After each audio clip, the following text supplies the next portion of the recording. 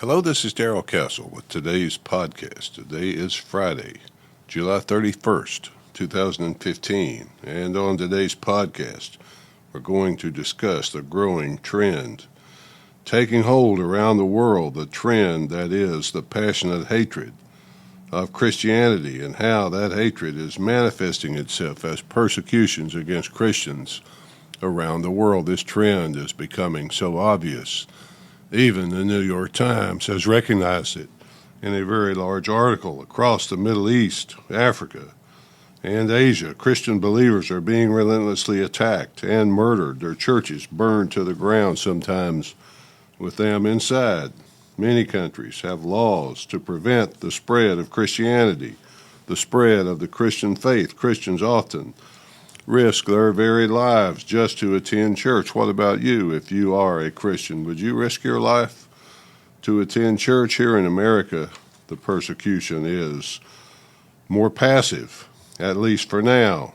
At the most, we might risk our jobs or success in our chosen vocations, especially if that vocation is entertainment or something in the public eye, entertainment such as movies, television, videos, and so forth. Normally mock Christians, and characters that are portrayed as Christians are almost always negative.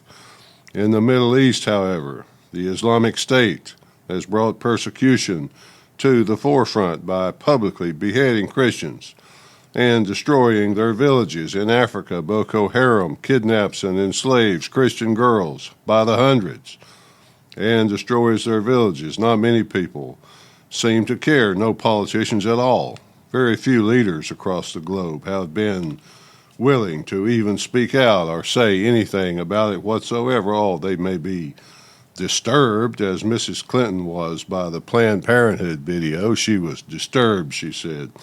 Or as John Kerry was by the Ayatollah statement that he would keep funding terrorists even after the agreement was signed. He said he was disturbed, Mr. Kerry. Quite often, if it's really bad, they say they are profoundly disturbed, but nothing ever changes from their being disturbed. To be charitable, though, I will suggest that these politicians are perhaps trying to appease the terrorists and prevent attacks in their own countries. It won't work, though.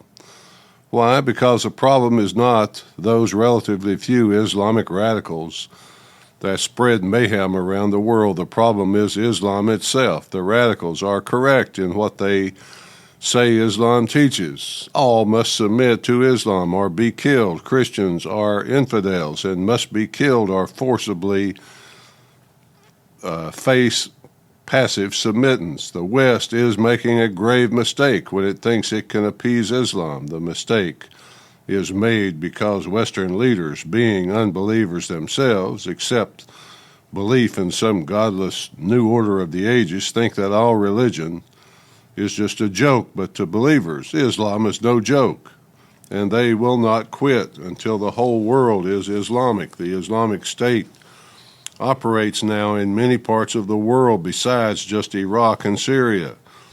Parts of the world include cells, possibly inside the United States, in the Middle East, where the Islamic State Caliphate now reigns. The future of Christianity is uncertain.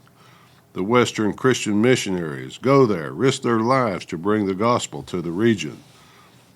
And it is now delivered via internet around the world, the internet and related technologies. But the Islamic State kills every Christian they can find. Their tactics have been so brutal that at least the tactic brings the world spotlight on it.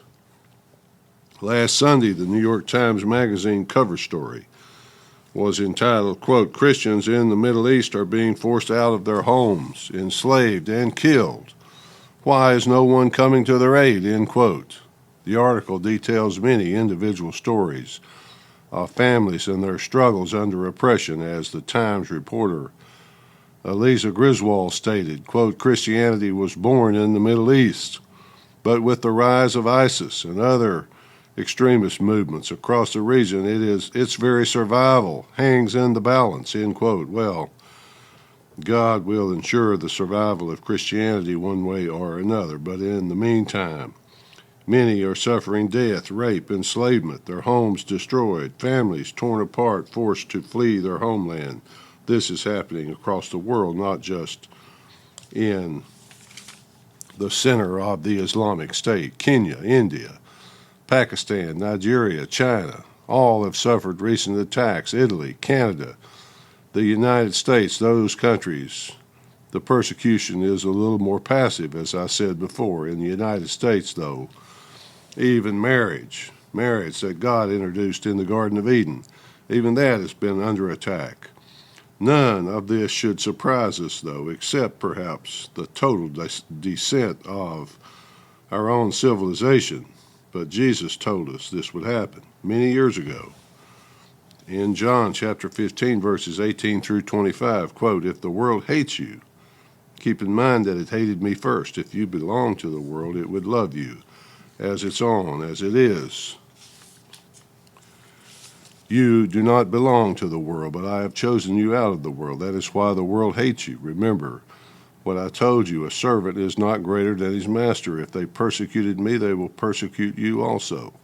If they obeyed my teaching, they will obey yours also. They will treat you this way because of my name, for they do not know the one who sent me. If I had not come and spoken to them, they would not be guilty of sin. But now they have no excuse for their sin. Whoever hates me hates my Father as well. If I had not done among them the works no one else did, they would not be guilty of sin. As it is, they have seen, and yet they have hated both me and my Father. But this is to fulfill what is written in the law.